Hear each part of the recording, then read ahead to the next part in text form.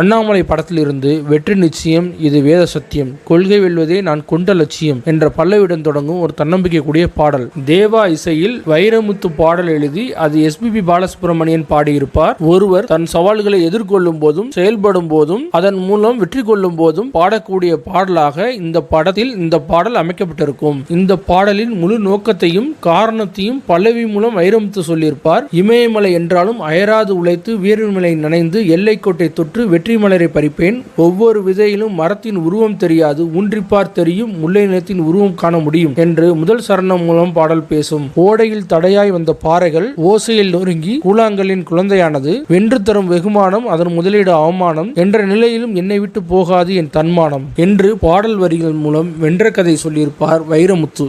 இந்த பாடலில் ஏழ்மையான நிலையில் இருந்து ஒருவர் வசதியான நிலைமை அடைவது போல் காட்சி அமைத்திருப்பார் இயக்குனர் சுரேஷ் கிருஷ்ணா.